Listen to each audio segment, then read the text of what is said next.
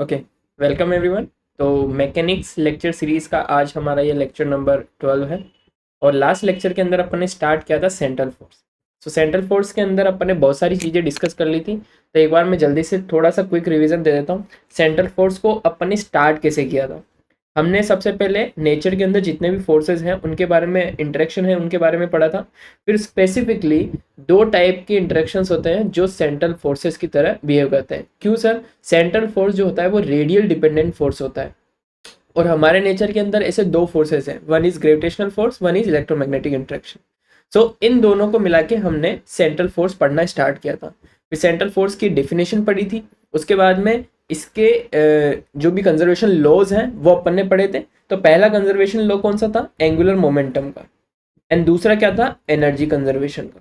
ठीक है, दोनों के लिए अपने पास दो एक्सप्रेशन आए थे। तो एंगुलर मोमेंटम के लिए क्या आया था? L equals to mu r square theta dot which is constant. And energy के लिए क्या आया था? हाफ म्यू आर डॉट का square plus L square upon में two mu r square plus V of r, where V of R is our central potential that is equal to E which is also a constant. So यहाँ पे ये हमारा central potential है, ये हमारा centrifugal potential है और ये हमारा kinetic energy term, राइट। सो इसी के बेसिस के ऊपर फिर अपन ने क्या किया था? अपन ने फिगर आउट करने की कोशिश की थी इक्वेशन ऑफ ट्रेजेक्ट्री। ठीक है, तो R और थीटा के अंदर अपन ने एक रिलेशन निकाला था, that was L upon R equals to 1 plus या फिर माइनस जो भी हो सकता है e cos theta plus c. कि मतलब सी, और ये जो सी है उसकी वैल्यू के ऊपर डिपेंड करेगा कि आपका प्लस आएगा या माइनस आएगा। ठीक है, मे बी यो पाई हो सकता है, तो पाई होगा तो उस केस के अंदर क्या जाएगा, पाई माइनस होगा तो उस केस के अंदर क्या जाएगा, तो उस हिसाब से ये साइन डिपेंड करेगा, वो अपन सवालों के अंदर समझेंगे। ठीक है, तो यहाँ तक मोटी मोटी बात हो गई थी, जहाँ पे हमारे पास एल जो और ई जो है, ई और L is semi major latus rectum. तो एल की वैल्यू क्या थी? एल हमारे पास था एल स्क्वायर अपॉन में mu k minus L square upon में म्यू के, और ई क्या था? Square root of 1 plus 2 e L square upon में mu k square, right. 2 e L square upon में म्यू के स्क्वायर। सो ये हमारा eccentricity था, ये हमारा सेमी लेटस रेक्टम था, राइट। तो अब अपन क्या करेंगे? अब इसी को एनालाइज करेंगे। हम एक पोटेंशियल लेंगे, central potential which is format of के अपॉन आर, 1/r वाला इनवर्स रिलेशन वाला पोटेंशियल होगा। ठीक है, और उसी के हिसाब से अपन ट्रेजेक्ट्री को स्टडी करेंगे। ठीक है, तो अपन ने क्या किया, इस एसेंट्रिसिटी की वैल्यू क्या क्या हो सकती है उस हिसाब से अपन ने ट्रेजेक्ट्री को पहले से ही एज्यूम किया है, क्योंकि ये सारी एसेंट्रिसिटी जो होगी वो कॉनिक सेक्शन वाली होगी। तो एक हो सकती है हाइपरबोला, एक हो सकती है पैराबोला, एक हो सकती है एलिप्स और एक हो सकता है सर्कल। सो चार टाइप की trajectory in a central for motion कोई भी पार्टिकल फॉलो कर सकता है। ठीक है, तो अब आपको उससे पहले ही मैं थोड़ा सा बाउंडेडनेस और अनबाउंडेडनेस का कंसेप्ट समझाने की कोशिश करता हूँ। तो बाउंडेडनेस का मतलब क्या है कि कोई पार्टिकल किसी के इन्फ्लुएंस में आया और उसी का होके रह गया, in that case it is known as boundedness. But unboundedness का मतलब क्या है कि कोई पार्टिकल आया, थोड़ी देर आपके साथ बात करी और फिर निकल गया, सेम एज जो भी आप अपने रिलेशनशिप में मानते हो वो सारी चीजें। ठीक है, सो बाउंडेडनेस और अनबाउंडेडनेस का केस यही है कि आपके नजदीक आया और आपका ही हो गया, तो वो तो बाउंडेडनेस, आपका ही बाउंडेडनेस के अंदर आ गया। अनबाउंडेडनेस के लिए आया, कुछ समय के लिए आया, आपसे बात करी और फिर निकल लिया अपने रास्ते। ठीक है, तो इस तरीके से अपन बाउंडेडनेस और अनबाउंडेडनेस को समझ सकते हैं। तो अब इसको मैथमेटिकली फॉर्मेट में भी सोचते हैं कि अभी किस तरीके से बाउंडेड होगा और किस तरीके से अनबाउंडेड होगा, राइट। तो चलिए स्टार्ट करते हैं आज का ये लेक्चर। तो देखो, बाउंडेडनेस और अनबाउंडेडनेस क्या है। In classical system particle interact among theirself, जैसा कि अपन ने पढ़ाई था, अपने अंदर क्या करते हैं? इंटरेक्ट करते हैं। और ये इंटरेक्शन कितने टाइप का हो सकता है? दो टाइप का हो सकता है, इधर दे कैन अट्रैक्ट और इधर दे कैन रिपेल। ठीक है, अब जब अट्रैक्ट करेंगे और जब रिपेल करेंगे तो दोनों के अंदर पोटेंशियल एनर्जी में क्या साइन के अंदर डिफरेंस होगा वो अपन बात करते हैं। तो जब अट्रैक्ट करेंगे तो आपका जो पोटेंशियल एनर्जी होगी वो क्या होगी? नेगेटिव होगी। अट्रैक्टिव का मतलब नजदीकियां बढ़ाना, नजदीकियां बढ़ाना मतलब बाउंडेडनेस बढ़ाना, बाउंडेडनेस बढ़ाना मतलब एनर्जी नेगेटिव जानी चाहिए। ठीक है, तो उस केस में आपकी जो पोटेंशियल एनर्जी होगी that would be negative. Same as proton और इलेक्ट्रॉन, हाइड्रोजन एटम का केस। हाइड्रोजन एटम के अंदर क्या होता है? इलेक्ट्रॉन जो होता है बाउंड होता है, न्यूक्लियस के साथ क्या होता है? बाउंड होता है। और बाउंड होता है इस वजह से वहां पे जो एनर्जी आती है वो कितनी आती है, माइनस का 13.6 joule, joule no electron volt. ठीक है, तो इस तरीके से जो नेगेटिव साइन है वो क्या दिखा रहा है, अगेन बाउंडनेस को ही दिखाना है। तो अट्रैक्टिव पोटेंशियल है मतलब बाउंड होगा, बट ये हमेशा सच नहीं होता कि बाउंड ही होगा। अट्रैक्टिव पोटेंशियल है तो मोस्ट ऑफ द केसेस के अंदर बाउंड होता है, कभी कभी ऐसा होता है कि बाउंड नहीं भी होता है। वो डिपेंड करता है कंडीशंस के ऊपर कि आखिर किस स्पीड के साथ आपका पार्टिकल मूव कर रहा है, उसकी काइनेटिक एनर्जी क्या है, उसकी एनर्जी की वैल्यूज क्या है। ठीक है, वो अपन पढ़ेंगे। बट फिलहाल अट्रैक्टिव पोटेंशियल के अंदर आपकी पोटेंशियल एनर्जी नेगेटिव होती है, रिपल्सिव इंटरेक्शन के अंदर आपकी पोटेंशियल एनर्जी पॉजिटिव होती है। ये आपको ध्यान रखना है। ठीक है, so is it always true that negative potential will give bound system, जैसा कि मैंने आपसे पूछा और बताया भी कि क्या ये जरूरी है कि जब नेगेटिव पोटेंशियल होगा तो हमारा जो सिस्टम होगा वो बाउंड होगा, मतलब इलेक्ट्रॉन हमेशा इसके साथ ही रहेगा, ये जरूरी है अगर नेगेटिव पोटेंशियल होगा? नहीं। अगर इलेक्ट्रॉन की स्पीड बहुत ज्यादा कर दी, इन दैट केस वो उसके इन्फ्लुएंस से दूर हो जाएगा। ठीक है, तो इसलिए अब इन केसेस को अपन पढ़ना स्टार्ट करते हैं। ठीक है, तो पहला केस जिसमें एक बार वापस से समराइज कर देते हैं, क्या अगर potential energy is greater then kinetic energy, क्योंकि टोटल एनर्जी के अंदर क्या होता है, पोटेंशियल वाला पार्ट और काइनेटिक वाला part. So if potential energy is greater then kinetic energy और वो नेगेटिव है अगर, इन दैट केस आपका सिस्टम कैसा होगा, bounded, because total energy is negative. If potential energy is less than kinetic energy, और काइनेटिक एनर्जी तो हमेशा पॉजिटिव होगी, इन दैट केस और सिस्टम इज अनबाउंडेड। यहां हम स्पेसिफिकली बात कर रहे हैं अट्रैक्टिव की, अट्रैक्टिव पोटेंशियल की बात कर रहे हैं अपन, रिपल्सिव पोटेंशियल की बात नहीं कर रहे हैं, क्योंकि रिपल्सिव पोटेंशियल के तो हमेशा वो अनबाउंड ही होगा। क्यों सर? देखो, रिपल्सिव पोटेंशियल के अंदर आपकी पोटेंशियल एनर्जी भी क्या रहेगी, पॉजिटिव, काइनेटिक एनर्जी तो हमेशा से ही पॉजिटिव रही है, दोनों मिलाएंगे तो क्या हो गया, पॉजिटिव। टोटल एनर्जी अगर पॉजिटिव है, क्या ये बाउंड होगा? नहीं, बाउंड होने के लिए नेगेटिव एनर्जी चाहिए। ठीक है, इसलिए अपन ने अट्रैक्टिव पोटेंशियल अट्रैक्टिव इंटरेक्शन को ही डिस्कस किया है यहाँ। ठीक है, सो कंफ्यूज ना होए, राइट? यहां तक की बात क्लियर? चलिए, तो आपका टोटल एनर्जी क्या होता है, form of kinetic energy and potential energy, mechanical energy की बात कर रहा हूं अगर मैं। ठीक है, so for bound system E is negative, for unbound system E is positive. These are some key points जो आपको ध्यान रखना है और जो अपन ने अभी पढ़े भी है, कि आपका बाउंड सिस्टम कब होगा, जब आपकी एनर्जी नेगेटिव होगी, और जब आपका अनबाउंड सिस्टम कैसा होगा, जब आपकी एनर्जी पॉजिटिव होगी। या आप सिंपली हाइड्रोजन एटम से भी समझ सकते हैं। हाइड्रोजन एटम के अंदर आपकी जो एनर्जी आती है वो नेगेटिव आती है। वो क्या बताती है कि इलेक्ट्रॉन की जो एनर्जी है वो नेगेटिव आती है। वो क्या बताती है हमें कि electron is bound with the nucleus. अगर आपको इसको अनबाउंड करना है, तो आपको इतनी अमाउंट ऑफ एनर्जी देनी पड़ेगी। लेट्स से आपका इलेक्ट्रॉन अगर फर्स्ट शेल के अंदर है, 1s के अंदर है, इन दैट केस उसकी एनर्जी कितनी होगी, 13.6 इलेक्ट्रॉन वोल्ट। माइनस के अंदर, माइनस साइन क्या दिखा रहा है कि ये इस एनर्जी के साथ बाउंडेड है। अगर इसको हटाना है तो अपने को 13.6 इलेक्ट्रॉन का फोटोन इसके अंदर ट्रेवल करा के इसको यहां से किकआउट करना पड़ेगा। तो जैसे ही वो एनर्जी मिली वो किकआउट करके बाहर निकल जाएगा, राइट? तो उस केस में वो बाउंडेड से अनबाउंडेड हो जाएगा, राइट? तो नेगेटिव साइन का समझ में आया खेल? ओके, चलिए, और वही उसकी क्या होती है, बाइंडिंग एनर्जी होती है। So the strength of the boundedness is known as binding energy of your particle. Simple सी चीज। चलिए, अब थोड़ा सा एनालाइज करते हैं सेंट्रल फोर्स मोशन को इसी की हेल्प से। सो सेंट्रल फोर्स मोशन कैसा होता है, central force motion under inverse square force. तो अभी अपन थोड़ा सा स्पेसिफिक जा रहे हैं कि सेंट्रल फोर्स जो होता है वो कैसे भी डिपेंडेंट हो सकता है। इधर it can depend on R, 1/r, 1/r², 1/r³, but हम स्पेसिफिकली लगा रहे हैं 1/r² वाले फोर्सेस के अंदर, जो कि हम डिस्कस कर ही रहे हैं। ग्रेविटेशनल फोर्स हो गया, इलेक्ट्रोस्टैटिक फोर्स हो गया, तो इन सब के अंदर क्या होता है, force is inversely proportional to radial का स्क्वायर। तो हम स्पेसिफिकली इसी को डिस्कस करते हैं और यही हमारे लिए थोड़ा सा इंपॉर्टेंट है। ठीक है, तो सबसे पहले अपन ने अभी तक जो जो इन्फॉर्मेशन पढ़ी है उन सबको अपन कैटर करते हैं। हमने क्या क्या सीखा है सर? हमने एक एंगुलर मोमेंटम वाला टर्म सीखा था, L, that is equal to μr² theta dot. कहाँ पे पढ़ा था सर? ये टू बॉडी सिस्टम के अंदर। और वहां पे हमने देखा था कि ये जो वैल्यू है that is constant, this is constant. बहुत अच्छा सर, इस इंफॉर्मेशन को हमने साइड में रख के स्टार कर दिया। एक और चीज अपन ने पढ़ी थी एनर्जी के अंदर, अपने पास काइनेटिक एनर्जी के साथ दो टर्म आए थे। One was centrifugal potential and another was over main potential. इन दोनों को मिला के अपन ने एक नया नाम दिया था, दैट वाज इफेक्टिव पोटेंशियल। ठीक है, सो ये दो इंफॉर्मेशन हमारे लिए काम की है जो हमने ध्यान में रखी। अभी तक अपन ने जो पता है वो हमने लिखा।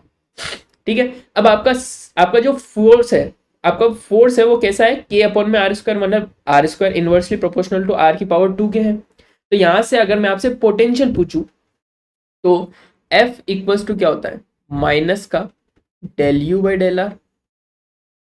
क्या ऐसा ही होता है, राइट? अगर f equals to minus del u by del r है तो यू बराबर क्या होगा, minus integration f dot d r, क्योंकि फोर्स और ये जो अपना डी आर एलिमेंट दोनों सेम डायरेक्शन में है तो अपन इसको सिंपली एफ डी आर लिख सकते हैं। और आपका एफ अगर 1/r स्क्वायर का है टर्म का, सो इसका इंटीग्रेशन करूंगा तो v जो है आपका वो कैसा आएगा, 1/r के फॉर्मेट का आएगा। और इस v को अपन क्या लिख देते हैं, k अपॉन में r। सो जब आप इनवर्स स्क्वायर फोर्स वाले सेंट्रल फोर्स को डिस्कस करते हो तो इस केस में आपका पोटेंशियल कैसा आता है, 1/r वाला आता है। क्या समझ में आई बात? अब अब ये पॉजिटिव होगा या नेगेटिव होगा, that will depend on the उसकी प्रॉपर्टी के ऊपर कि वो अट्रैक्टिव है या रिपल्सिव है। ठीक है, फिलहाल अपन दोनों केस कंसीडर कर रहे हैं, अट्रैक्टिव भी हो सकता है और रिपेल भी हो सकता है, क्योंकि हमें बाउंडेडनेस और अनबाउंडेडनेस वाला कंसेप्ट समझना है। ठीक है, सो अपन क्या कर रहे हैं, के की वैल्यू पॉजिटिव भी हो सकती है, के की वैल्यू नेगेटिव भी हो सकती है। दोनों केस कंसीडर करके एक जनरल पोटेंशियल एज्यूम कर रहे हैं v that is equal to k upon में r। क्या यहां तक बात समझ में आई? चलिए अब थोड़ी सी अपनी कहानी को आगे लेके चलते हैं। तो पहला केस अपन कंसिडर करते हैं जहां पे अपना k जो है पॉजिटिव है। इसका मतलब हमारा potential v is equal to 1/r, या फिर पॉजिटिव है तो k/r भी लिख सकते हो या फिर k को 1 भी लिख सकते हो, इट डजेंट मैटर। हम अभी केवल पार्टिकल के मोशन को स्टडी कर रहे हैं।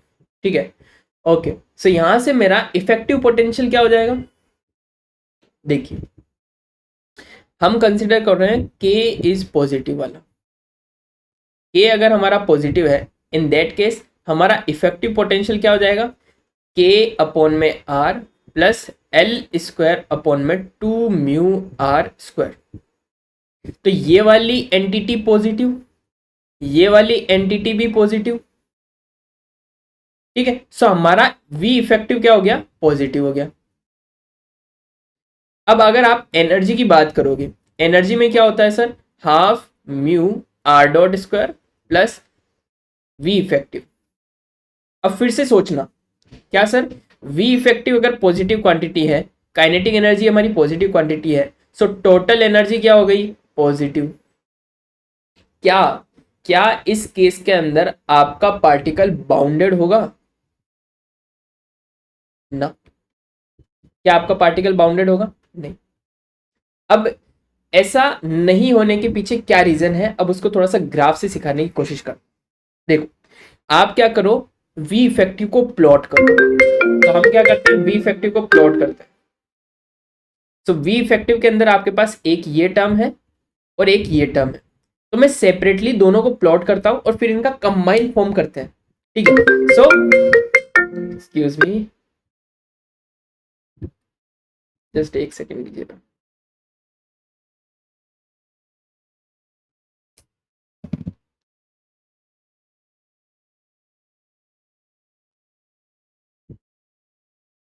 ठीक है, तो यहां से अपने पास k/r, यानी ये आपका k/r का ग्राफ होगा। कैसा, ये आपका k/r है, इस डायरेक्शन में आपका r है। तो k/r का ग्राफ कैसा जाएगा, 1/x। So y equals to 1/x का ग्राफ कैसा जाता है, y इक्वल्स टू 1/x का ग्राफ कैसा जाता है, कुछ इस तरीके से, एक लिपस पट्टी। और 1/r स्क्वायर का ग्राफ भी कुछ ऐसा ही जाता है, बट थोड़ा सा किसी न किसी जगह से स्टीप हो जाएगा। क्यों, जब r की वैल्यू स्मॉल होगी तो ये बहुत तेजी से बढ़ेगा, और जब r की वैल्यू बहुत लार्ज होगी तो ये बहुत तेजी से डाउन भी जाएगा। तो ये स्टीपर होगा कंपेयर टू 1/r। अब इन दोनों को अगर मैं ऐड अप करूंगा, इन दोनों को मैं ऐड करूंगा तो वापस मेरा v इफेक्टिव का जो ग्राफ होगा वो कैसा आएगा, कुछ ऐसा ही आएगा। ठीक है, दोनों का ऐड करके ग्राफ भी कुछ ऐसा ही आएगा। ठीक है सर, अब हम क्या करेंगे, अब हमने हमारे पार्टिकल की एनर्जी, मान लीजिए हमने हमारे एनर्जी दे रखी E, ठीक है। सो ई एनर्जी दे रखी है, तो आपकी ई एनर्जी का पार्टिकल आया आया आया आया, और इस जगह के ऊपर आके आपकी एनर्जी ई किसके इक्वल हो गई, वी इफेक्टिव के। इसका मतलब आपका काइनेटिक एनर्जी वाला टर्म क्या हो गया, जीरो। काइनेटिक एनर्जी का टर्म जीरो होने का मतलब क्या है कि उस जगह पे आके पार्टिकल रुका। रुकने का मतलब क्या है, रुक के अब ये अपनी डायरेक्शन को चेंज करेगा। तो यहाँ पे इसको आप इस तरीके से समझिए कि यहाँ से आपका पार्टिकल आया आर डिस्टेंस से आया, पोटेंशियल के जैसे ही रेफरेंस में आया तो यहाँ से आके ये डिफ्लेक्ट होके निकल गया। तो ये वाला जो पॉइंट है that is point of changing direction. Changing direction ये कैसे होता है रियल लाइफ के अंदर वो भी मैं बताऊंगा।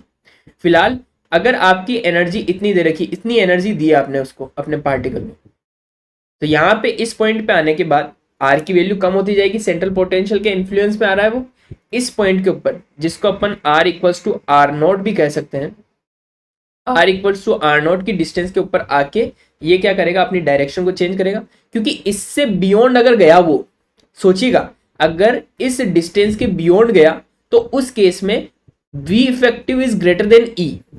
आप देख सकते हो यहाँ पे आपका V effective is greater than E है।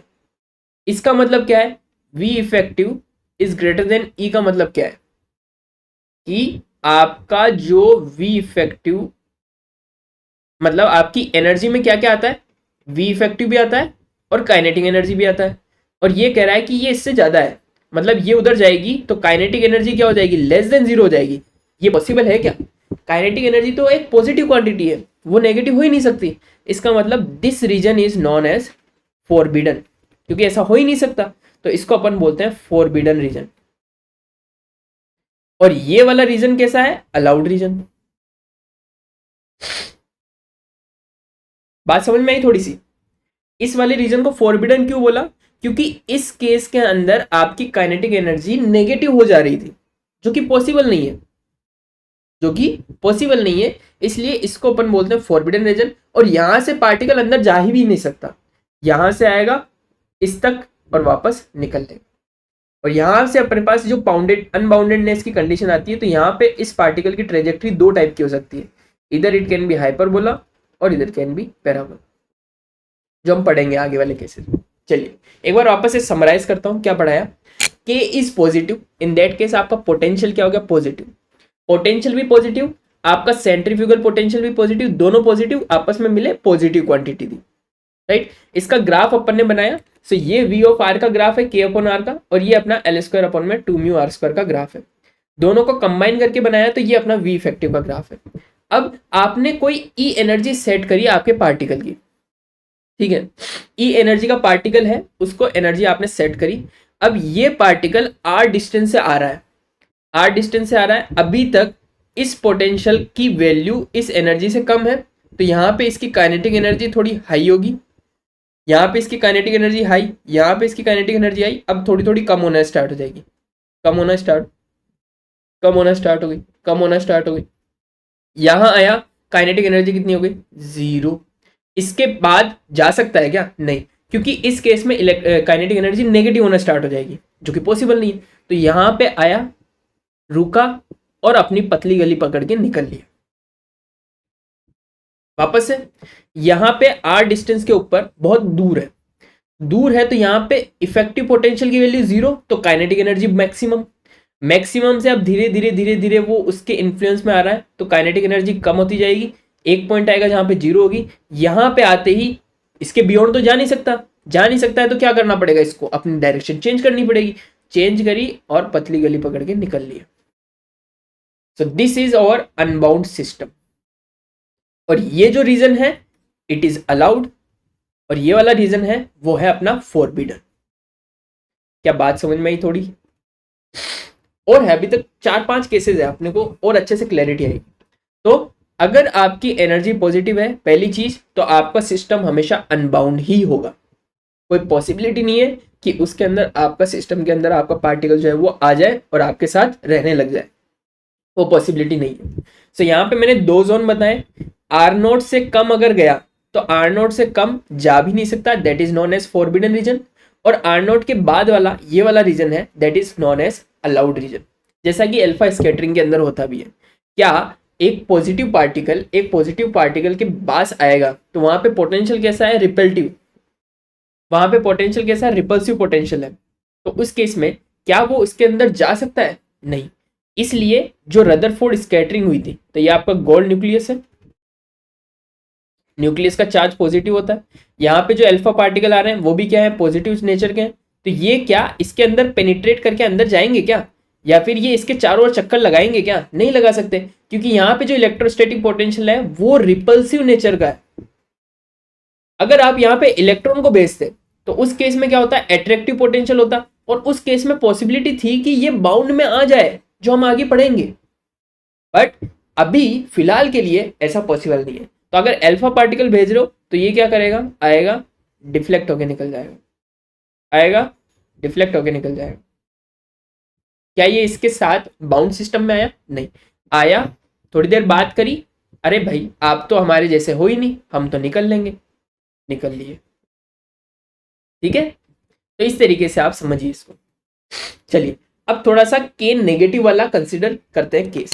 सो अगर आपकी के की वैल्यू नेगेटिव है, इसका मतलब आपका सेंट्रल पोटेंशियल नेगेटिव हो गया। Central potential negative, centrifugal potential positive.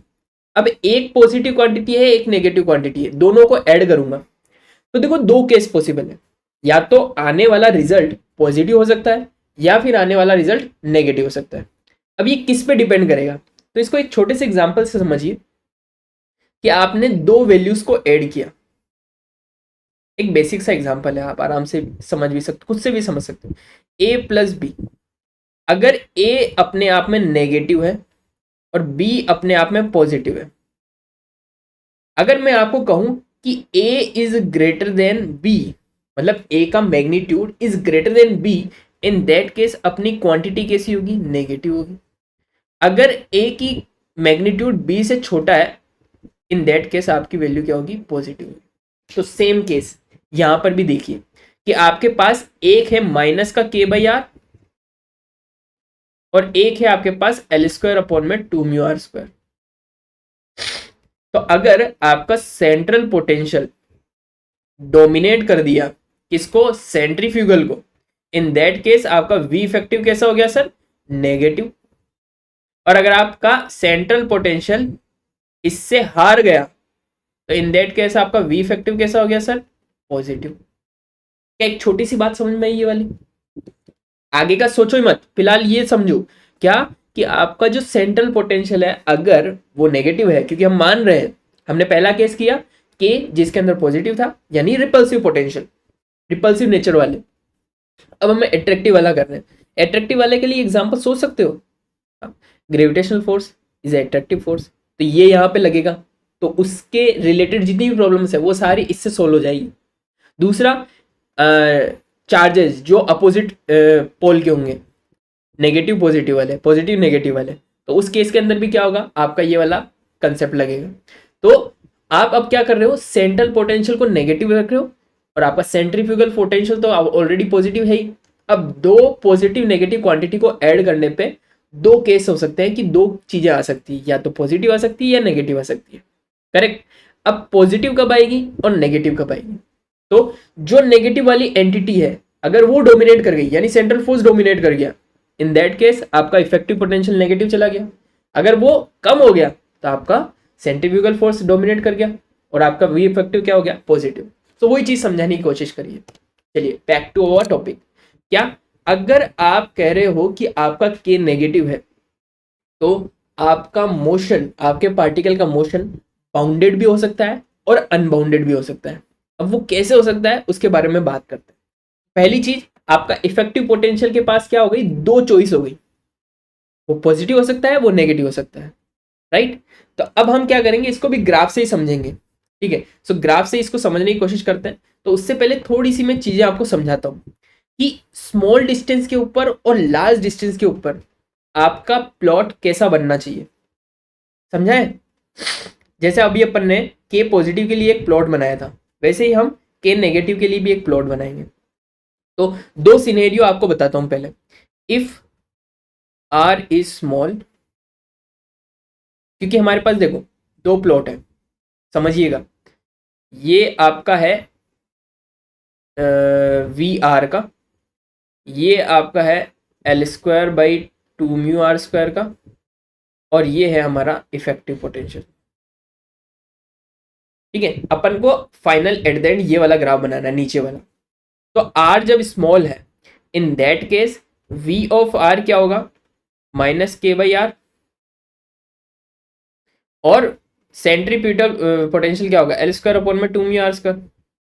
अब स्मॉल वैल्यू के लिए, स्मॉल वैल्यू ऑफ आर के लिए, तो आप क्या करो, सबसे पहले वी ऑफ आर को ड्रॉ करो। सो वी ऑफ आर कैसा है, माइनस के बाई आर है, मतलब उल्टा कुछ ऐसा। L square upon two mu r square है, वो कैसा बनेगा, कुछ ऐसा। अब यहां पे इन दोनों को जब आप कंबाइन करोगे तो छोटी वैल्यू आर की, ये छोटी वैल्यू, मान लीजिए यहाँ पे अपन ने पार्टीशन कर दिया और यहाँ पे आर छोटा है, स्मॉल वैल्यूज है, तो इस रीजन के लिए आपका ग्राफ कैसा बनेगा, और आर की वैल्यू जो बड़ी है यानी बड़ा वाला, इस रीजन के लिए आपका ग्राफ कैसा बनेगा वो बनाएंगे, और फिर बीच वाले को ज्वाइन करने की कोशिश करेंगे। ठीक है, तो ग्राफ कैसे बनेगा देखिएगा। तो स्मॉल वैल्यू ऑफ आर के लिए इन दोनों ग्राफ में से कौन डोमिनेट कर रहा है ये सोचते हैं। So when r is small, r is small, so r की वैल्यू, आर की वैल्यू बड़ी होगी आर स्क्वायर की वैल्यू से, है ना। स्मॉल आर की वैल्यू आर स्क्वायर से बड़ी होगी क्योंकि आर छोटा है, आर की वैल्यू छोटी है, वन से छोटी है ऐसा मानिए। ठीक है, so one by r would be, one by r would be less than one by r square, opposite हो जाएगा। So one by r square यहाँ पे क्या करने लग जाएगा, डोमिनेट करेगा। So one by r square will be dominating. So यहाँ से अपन, यहाँ से यहाँ तक का मेरे को पता चल गया कि ये ऐसा ग्राफ बनना चाहिए स्मॉल वैल्यू ऑफ आर के लिए। ठीक है सर, अब आप बात करते हैं आर की वैल्यू जब बहुत बड़ी है, आर इज लार्ज। तो जब आर आपका, ये इतना लैग क्यों हो रहा है, आर अगर लार्ज होगा, in that case r square would be greater than r, so one by r square would be less than one by r. तो यहाँ पे कौन डोमिनेट कर गया, आपका सेंट्रल पोटेंशियल। तो ये वाला ग्राफ होगा कुछ ऐसा, देख पा रहे हैं क्या, एक मिनट, थोड़ा सा इसको मैं शिफ्ट कर देता हूँ, ये तो आपको समझ में आ ही गया। इसको मैं थोड़ा सा ऊपर शिफ्ट कर देता हूँ, कहाँ गई स्ट्रिंग्स हमारी, देखिए। सो ये हमारा वी इफेक्टिव पोटेंशियल की लाइन है, और ये हमारी आर की लाइन है। ठीक है, ऑलराइट। तो देखिए, जब आपकी आर की वैल्यू बहुत छोटी है, मतलब वन से छोटी है ऐसा मानिए, तो वन से छोटी है, इस केस में आपका प्लॉट कुछ ऐसा जाएगा, क्योंकि यहाँ पे कौन डोमिनेट कर रहा है, आपका सेंट्रीफ्यूगल पोटेंशियल। और आर की वैल्यू बहुत बड़ी है, तो उस केस में आपका कौन डोमिनेट कर रहा है, सेंट्रल पोटेंशियल। अब आपको इन दोनों को कनेक्ट करना है, तो कनेक्ट कैसे करेंगे, एक ग्राफ नीचे एक ग्राफ ऊपर है, तो मुझे जाना ऊपर पड़ेगा, बट आप नीचे वाले को भी छोड़ नहीं सकते, तो ये ग्राफ कुछ ऐसा बनेगा। इसको थोड़ा सा साफ सुथरा अगर मैं बनाऊं, तो आपके लिए इफेक्टिव पोटेंशियल का ग्राफ कुछ ऐसा है। कैसा सर, जरा एक मिनट दीजिए, अभी बताते हैं। तो ये रहा आपका central effective potential, v effective, और दिस इज योर आर। क्या बात समझ में आई, किस तरीके से ग्राफ को बनाया, हमने दो जोन डिफाइन किए, आर बहुत छोटा, आर बहुत बड़ा, इन दोनों के लिए बना दिया, फिर बीच वाले को प्रेडिक्ट करके बना दिया। ठीक है, अब इसके लिए अपन केसेस को कंसिडर करते हैं। ठीक है, तो यहां से अपने पास ग्राफ बन गया, देख सकते हो एक बार वापस से, ये वाला L square upon two mu r square वाला डोमिनेट हो गया था, यहाँ पे आपका कौन हो गया, लार्ज वैल्यू ऑफ आर के लिए आपका के अपॉन आर डोमिनेट हो गया था। अब इन दोनों को मर्ज कर दिया, तो मर्ज करने के बाद में आपके पास ग्राफ बना कुछ ऐसा। ये मेरा स्टाइलस काफी अजीबो तरीके से चल रहा है, और एक्सक्यूज मी। ठीक है, तो कुछ इस तरीके से आपका ग्राफ बनेगा। चलिए, अब आगे क्या, अब आगे क्या? तो ये देख लीजिए एक बार वापस से। अब आप कहते हो कि आपकी एनर्जी की वैल्यू जो है वो पॉजिटिव आ रही है, ये कैसे पॉसिबल हुआ सर? अब इस वाले कंसेप्ट को समझते हैं। तो देखो, अगर मान लीजिए, अगर मान लीजिए आपकी एनर्जी की वैल्यू पॉजिटिव है, इसका मतलब काइनेटिक एनर्जी अभी भी इफेक्टिव पोटेंशियल को डोमिनेट कर रही है। ऑल्दो इफेक्टिव पोटेंशियल भी दो तरीके से हो सकता है, पॉजिटिव हो सकता है, नेगेटिव भी हो सकता है। अगर आपका इफेक्टिव पोटेंशियल भी पॉजिटिव है, आपका इफेक्टिव पोटेंशियल भी पॉजिटिव है और काइनेटिक एनर्जी भी पॉजिटिव है, तो दोनों मिला के आपकी टोटल एनर्जी को क्या कर देंगे? पॉजिटिव कर देंगे। दूसरा केस क्या हो सकता है कि इफेक्टिव पोटेंशियल नेगेटिव है और आपका काइनेटिक एनर्जी पॉजिटिव है, बट टोटल अगर आप ऐड करोगे तो एनर्जी क्या हो जाएगा? पॉजिटिव हो जाएगा। तो दोनों केसेस है। तो फिलहाल हम क्या मान रहे हैं कि वी इफेक्टिव इज पॉजिटिव।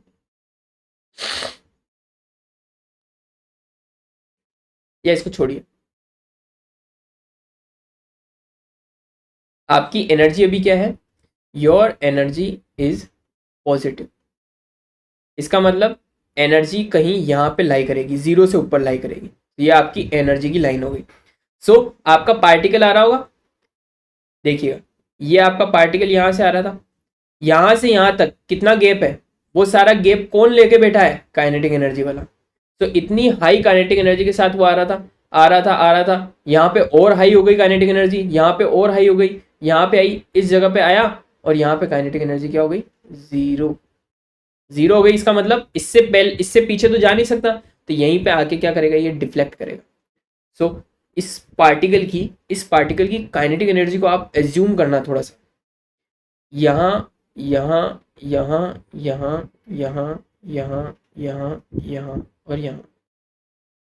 देखिए, मैं इसके ऊपर एरो बनाऊंगा, उस एरो से आपको एज्यूम करना है कि स्पीड कितनी ज़्यादा होगी, इसकी काइनेटिक एनर्जी कितनी ज़्यादा होगी। तो यहाँ पे इसकी काइनेटिक एनर्जी कुछ इतनी, यहाँ पे इसकी काइनेटिक एनर्जी थोड़ी ज़्यादा, यहाँ पे और ज़्यादा, यहाँ पे और ज़्यादा, यहाँ पे और भी ज़्यादा, यहाँ पे थोड़ी सी कम, कम, और यहाँ पे आके ज़ीरो हो गई। अच्छा, यहाँ पे काइनेटिक एनर्जी ज़्यादा क्यों? क्योंकि ये जो गैप है, ये गैप धीरे धीरे बढ़ता जा रहा है, और ये धीरे धीरे अगर बढ़ रहा है, इसका मतलब पोटेंशियल एनर्जी कम हो रही है और काइनेटिक एनर्जी ज़्यादा हो रही है। क्योंकि जब तभी तो ये क्या करेगी? एनर्जी की वैल्यू को पॉजिटिव कर पाएगी। क्या बात समझ में आई थोड़ी सी? तो यहाँ से अपने पास दो चीज़ें निकल के आई फिर से, जैसे कि के पॉजिटिव के अंदर आई थी। एक है आपका अलाउड रीजन, एक है आपका फॉरबिडन रीजन। सो यहाँ पे जहाँ पे ये अपनी डायरेक्शन को चेंज करेगा, जहाँ पे इसकी काइनेटिक एनर्जी जीरो हो जाएगी, वो पॉइंट आपका उस पॉइंट के बियॉन्ड अगर ये जा नहीं सकता, तो इसलिए ये क्या होगा? Forbidden region. This is your forbidden region. और यहाँ से आगे वाला, यहाँ से आर की वैल्यू बड़ी वाली जितना भी रीजन है, वो सारा आपका अलाउ रीजन हो गया।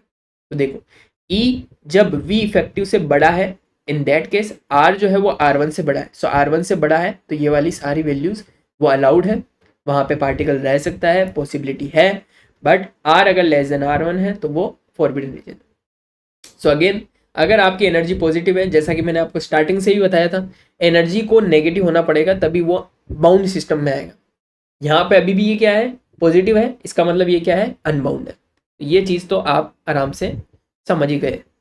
बट इट्स डिफरेंट फ्रॉम के ग्रेटर देन जीरो। लेकिन ये डिफरेंट कैसे? देखिए, ये डिफरेंट कुछ इस तरीके से। सर, दोनों में क्या डिफरेंस है?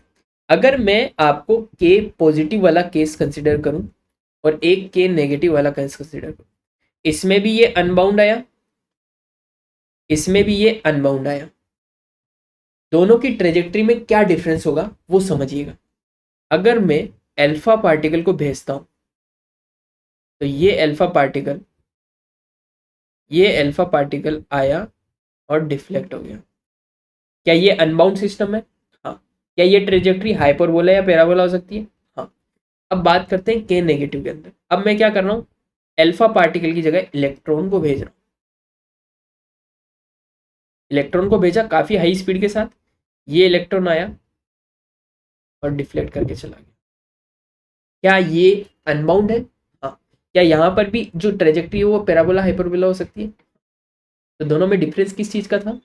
पोटेंशियल का डिफरेंस था। यहाँ पे आपका पोटेंशियल रिपल्सिव वाला था, और यहाँ पे आपका पोटेंशियल एट्रैक्टिव वाला था। तो ट्रेजेक्ट्री की चेंज इस तरीके से हुई है। तो दोनों अनबाउंड सिस्टम है but a little bit of different. ठीक है, इसके लिए रेडियस ऑफ कर्वेचर आउटसाइड है, इसके लिए radius of curvature inside, inside the field, इसके लिए आउटसाइड द फील्ड। ठीक है, तो ये डिफरेंस है दोनों के अंदर।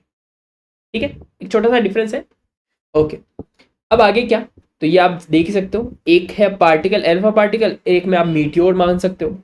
तो ग्रेविटेशनल के अंदर आप मीटियोर मान सकते हो कि आपका एक मीटियोर आया, काफ़ी हाई स्पीड के साथ था। पहले न्यूज़ वालों ने बोला कि ये कोलाइड करेगा, बट उनको क्या पता कि हमें पता है नहीं करेगा क्योंकि इसकी स्पीड ही बहुत ज़्यादा तेज़ है। तो ये क्या करेगा, आया, बात किया और निकल लिया।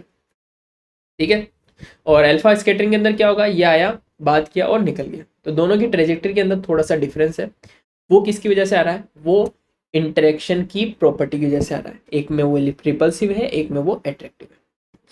राइट, चलिए अब थोड़ा सा एक और केस रह रहा है हमारा, दैट इज कौन सा, ई नेगेटिव है। तो सो अभी तक अपन ने ई पॉजिटिव पढ़ा, अब ई की वैल्यू नेगेटिव जाते हैं, लेस देन 0, लेस देन और इक्वल 0।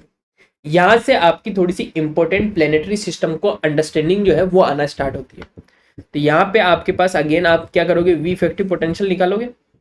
वी इफेक्टिव पोटेंशियल का ग्राफ कुछ ऐसा है, ये देखिए। ठीक है, ये आपका वी इफेक्टिव पोटेंशियल का ग्राफ है। अब आप क्या कर रहे हो, आपकी जो एनर्जी है वो आपने क्या करी, मान लीजिए 0 है आपकी energy. So E equals to 0 वाला पार्टिकल आपने भेजा, तो यहां पे ये पार्टिकल आना स्टार्ट हुआ, आया, इन्फ्लुएंस के अंदर आया। अब इसकी काइनेटिक एनर्जी में भी क्या डिफरेंस हो रहा है देखिएगा। तो यहां से इसकी काइनेटिक एनर्जी एकदम 0, कितनी, काइनेटिक एनर्जी एकदम 0, रुका हुआ है, इनफाइनाइट के ऊपर है तो रुका हुआ है। धीरे धीरे मान लीजिए ये कोई स्टार है या फिर ब्लैक होल है, तो इसके इन्फ्लुएंस में आना स्टार्ट हुआ, काइनेटिक एनर्जी बढ़ना स्टार्ट हुई, काइनेटिक एनर्जी और बढ़ी और बढ़ी और बढ़ी और बढ़ी। जितनी डेप्थ बढ़ती जाएगी वी इफेक्टिव की, उतनी काइनेटिक एनर्जी बढ़ती जाएगी, बढ़ी, फिर कम होना स्टार्ट हुई। यहाँ पे आके क्या हो गई, 0 हो गई। यहाँ पे आके वापस 0 हो गई। क्या ये इससे पीछे जा सकता है? अगर यहाँ गया तो वी इफेक्टिव बड़ा हो गया, काइनेटिक एनर्जी छोटा हो गया और नेगेटिव हो गया, जो कि पॉसिबल नहीं है। सो ये वाला रीजन तो क्या हो गया, फॉरबिडन। ये वाला रीजन तो क्या हो गया, फॉरबिडन। तो यहाँ तो जाएगा नहीं, तो वहां तो जाएगा नहीं। ये क्या करेगा, अब डिफ्लेक्ट होके वापस निकल लेगा। ठीक है, अब इस केस के अंदर क्या है, इस केस के अंदर आपकी एनर्जी क्या है, 0। अब यहां से कंसेप्ट स्टार्ट होता है एसेंट्रिसिटी का, और इसकी कॉनिक सेक्शन के अंदर ट्रेजेक्टरी कैसी होगी। सो E इक्वल्स टू क्या होता है, square root of 1 + 2EL square upon में म्यू के स्क्वायर। अगर आपकी एनर्जी 0 है, इसका मतलब एसेंट्रिसिटी की वैल्यू कितनी आई, 1। और ये किसके लिए होती है, पैराबोला के लिए। तो इस केस में जब आपकी एनर्जी 0 है सेंट्रल पोटेंशियल में, तो आपकी जो ट्रेजेक्ट्री होगी वो कैसी होगी, पैराबोला। फिर से जाएंगे, अगर मान लीजिए इसकी एनर्जी मैंने 0 दे रखी थी, तो इस केस में इसकी ट्रेजेक्ट्री कुछ पैराबोलिक टाइप की होगी। अगर इसकी एनर्जी थोड़ी ज़्यादा होती, देखिए अगेन, अगर एनर्जी ज़्यादा होती मतलब ये वाली नॉन जीरो वैल्यू है, तो ये जो वैल्यू है वो 1 से बड़ी आती, 1 से बड़ी आती, तो उस केस में आपकी जो ट्रेजेक्ट्री होती वो कैसी होती, hyperbola. This is eccentricity greater than 1, this is eccentricity 1, ये वाला आपका पैराबोला, ये आपका हाइपरबोला। क्या थोड़ी बात समझ में आ रही है किस तरीके से ट्रेजेक्ट्री चेंज हो रही है एनर्जी के चेंजेस के साथ, है या नहीं? तो अगर इसकी एनर्जी बहुत ज़्यादा है, इन दैट केस कभी कभी तो आपको एहसास भी नहीं होगा कि ये अपनी ट्रेजेक्ट्री चेंज भी किया है, बट फॉर स्मॉल डिफ्लेक्शन के साथ।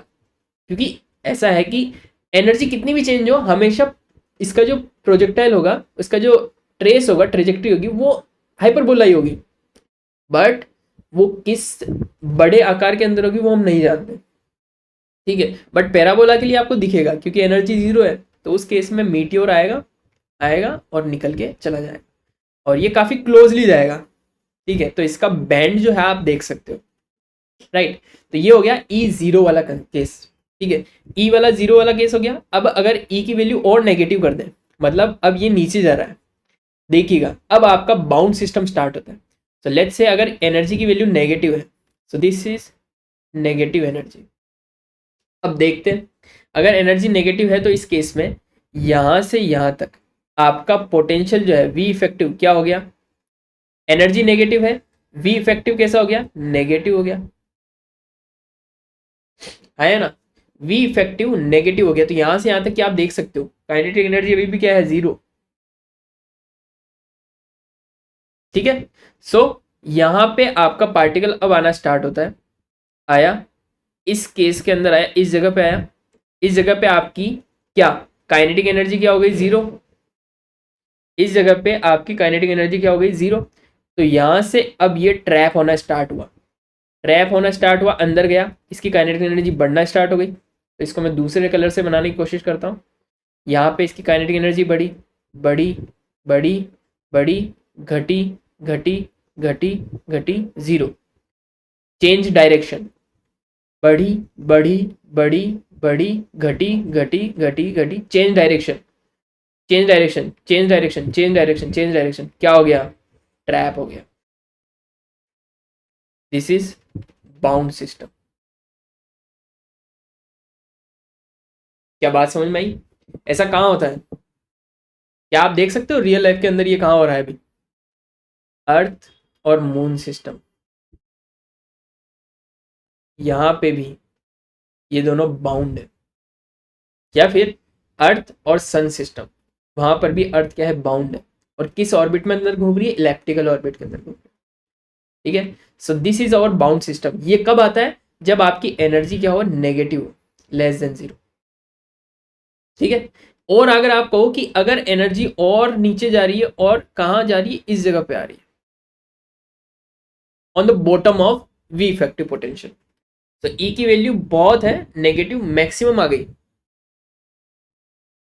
तो इस केस में यहां पे सिर्फ एक ही पॉइंट दिख रहा है आपको, तो उस केस में आपकी जो ट्रेजेक्ट्री होती है दैट इज सर्कल।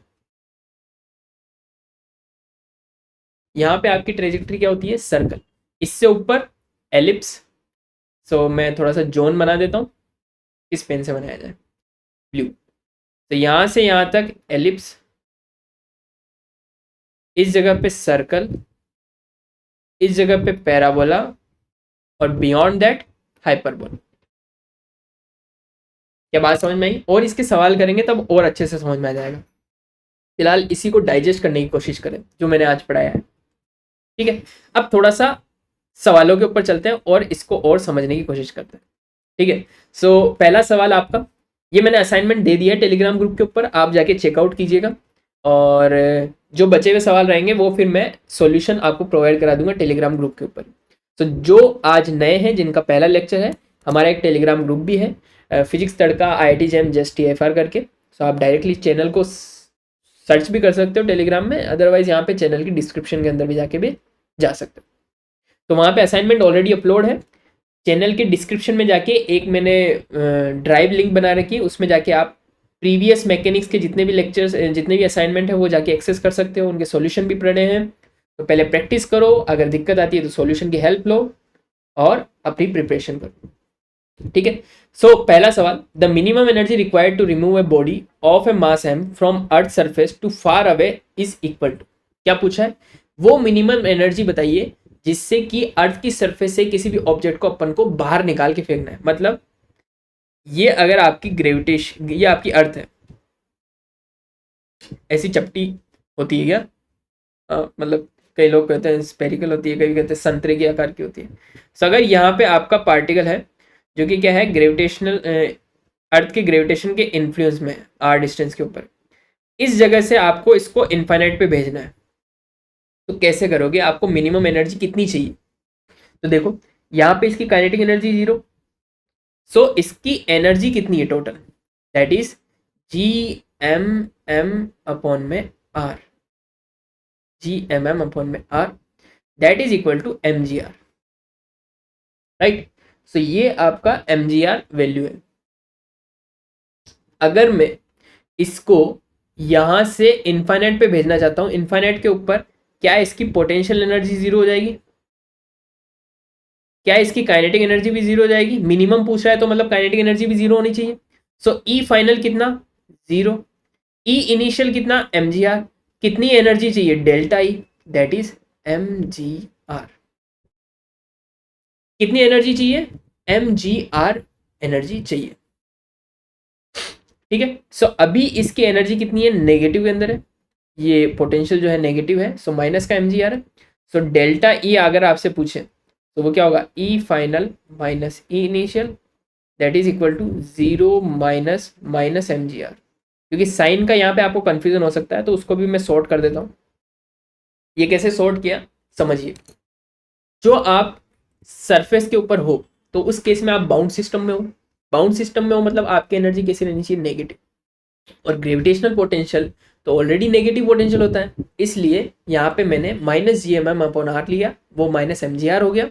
ये एम जी आर कैसे हुआ सर, आर को ऊपर मल्टीप्लाई और डिवाइड किया, तो यहाँ पे क्या बन गया, जी एम अपॉन में are square, that is small G, तो एम जी आर, राइट। ये माइनस की वैल्यू हो गई, तो ये अपनी इनिशियल वैल्यू थी माइनस का M G R, final value कितनी है, जीरो।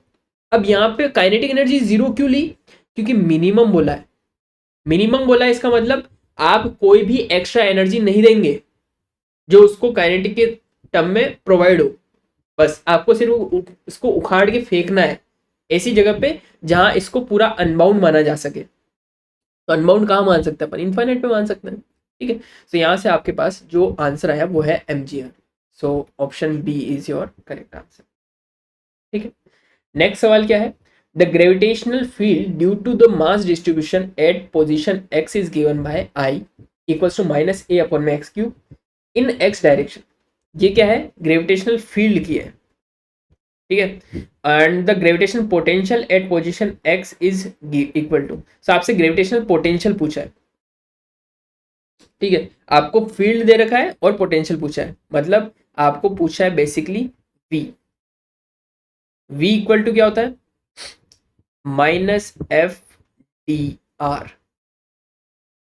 यहां पे आप x डायरेक्शन में ले रहे हो तो यहां पे क्या आएगा, माइनस का एफ डी एक्स, ठीक है।